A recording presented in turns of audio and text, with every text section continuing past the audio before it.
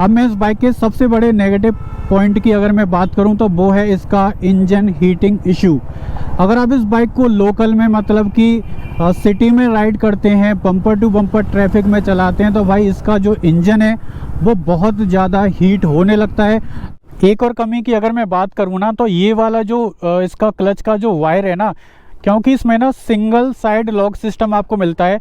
जैसे ही आप बाइक को पार्क करते हैं ना, देख रहे हो पूरा का पूरा यहाँ पर चिपक गया है, तो भाई इसका जो लॉक है वो लेफ्ट में ही लगता है यहाँ पर टंकी से टकराता है, टच करता है, और कहीं ना कहीं 1 महीने में ही भाई यहाँ से जो है वो इसका जो कलर है वो ख़राब हो गया था। प्रॉब्लम ये है कि भाई इसका जो डिस्क है ना, इसके कैलिपर के अंदर में ये जो ब्रेक पैड लगे हुए हैं इनसे भिड़ती है, मतलब कि थोड़ा सा एक पॉइंट पर आकर जो है वो इसमें चर चर की आवाज़ आने लगती है, आप सुन सकते हैं। ये देखो यहाँ पर तो कुछ इस तरह की यहाँ पर आपको आवाज़ सुनाई देती है।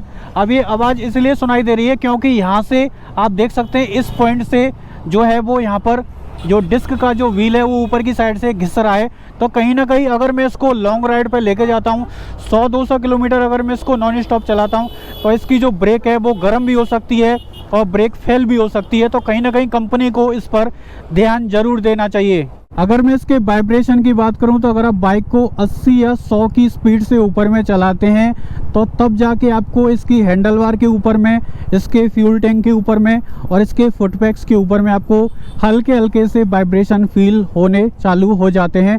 अब मैं इसकी एक और कमी की बात करूं तो वो है इसका गियर रेशियो। अब इस बाइक में अगर आप 5वां गियर डालते हैं तो ये जो बाइक है वो 5वां गियर लेती है 45 या 50 की स्पीड में। तो अगर आप इसमें 5वें गियर को डालते हैं 35 या 40 की स्पीड में, तो भाई ये गियर बॉक्स जो है वो धक धक करने लगता है, रुकावट पैदा करता है स्पीड में। एक और नेगेटिव पॉइंट की बात करूं तो वो है इसका सस्पेंशन का जो सेटअप है वो बहुत ज़्यादा सॉफ्ट नहीं है। बाइक को गड्ढे में से निकाल रहे हैं या फिर आप बम्प्स के ऊपर में से निकालते हैं, स्पीड ब्रेकर के ऊपर में से एक साथ झटके से निकाल देते हैं, तो आपको 100% जो है वो कमर में तगड़ा झटका लगता है भाई। माइलेज की अगर मैं बात करूं तो पहले जब मैंने इस बाइक को ख़रीदने के बाद इकोनॉमी जोन में, मतलब कि 50 की स्पीड में ऑन हाईवे पर सिंगल सवारी जब मैंने इसका माइलेज टेस्ट किया था तो तब इसका माइलेज आया था 39 किलोमीटर प्रति लीटर का। अब देखा जाए तो ये इसका प्लस पॉइंट है भाई, 350 सीसी का इंजन और वो भी आपको 39 का माइलेज दे दे तो काफ़ी अच्छा है भाई देखा जाए तो।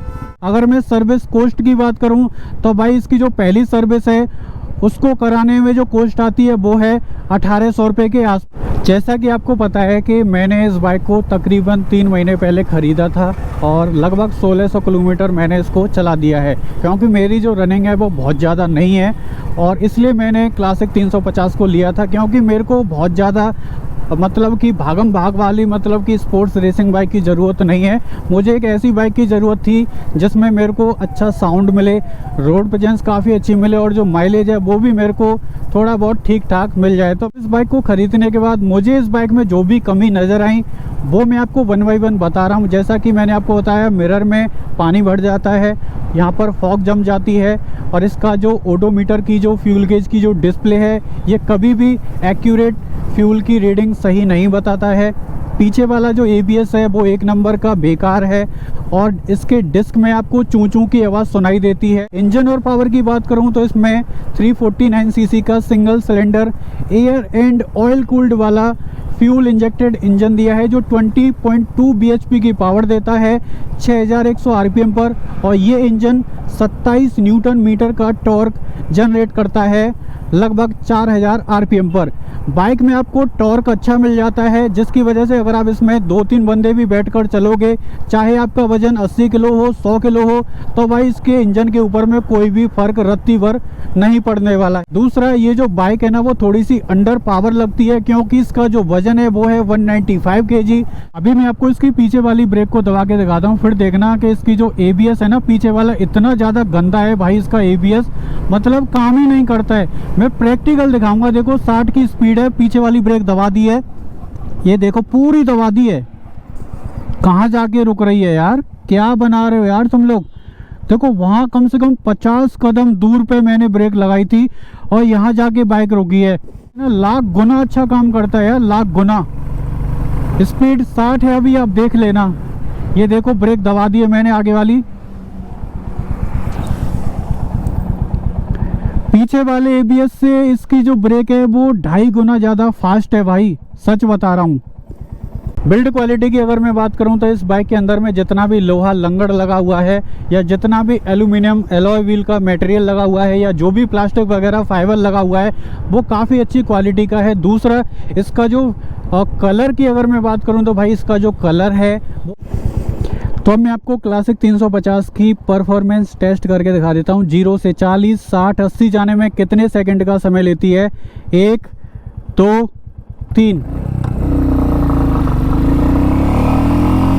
40 जा चुकी है, 60 जा चुकी है, 80 जा चुकी है,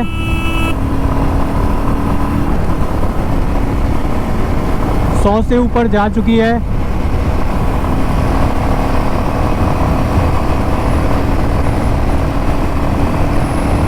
110 110। तो भाई 110 तक ये गई है एक ही सांस में, लेकिन 120 तक जाने में ना इसके लिए आगे में खाली रोड होना चाहिए। अभी आपको साउंड भी सुना देता हूँ। जैसा कि ये 1600 किलोमीटर मैंने चला दी है, अभी ये आइडल कंडीशन में है। ये सुनो, ये इंजन का साउंड है। मुझे जहाँ तक लग रहा है इसके जो टैपेड हैं वो हल्के से साउंड कर रहे हैं। ये सुनो, इतना साउंड तो देखो नहीं आना चाहिए। यहाँ से छन छन छन छन की आवाज़ आ रही है इसमें। ये है एग्जॉस्ट का साउंड।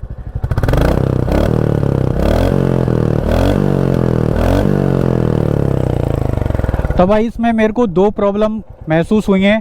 पहला मैंने आपको बता दिया था कि भाई इसके जो टैपेड हैं वो आवाज़ कर रहे हैं, और दूसरा मैंने ABS का आपको इशू बता दिया था। कि मेंटेनेंस की अगर मैं बात करूँ ना तो भाई देखा जाए तो लोग ज़्यादातर बोलते हैं कि भाई बुलेट चलाना एक हाथी को पालने के बराबर होता है। देखो ऐसा नहीं है। अगर आपकी रनिंग कम है, अगर आप सिटी में राइड करते हैं 5 10 20 किलोमीटर अगर आप डेली चलते हैं, तो मेरे हिसाब से 125 सीसी का भी अगर आप स्कूटर चलाते हैं सिटी में तो वो भी आपको मोटा मोटी 35 का 40 का 45 का ही माइलेज देता है। इससे ज़्यादा 125 सीसी वाले स्कूटर आपको माइलेज नहीं देते हैं। अब देखा जाए तो भाई 30 से 35 या 40 तक का तो ये भी बाइक आपको माइलेज दे देती है।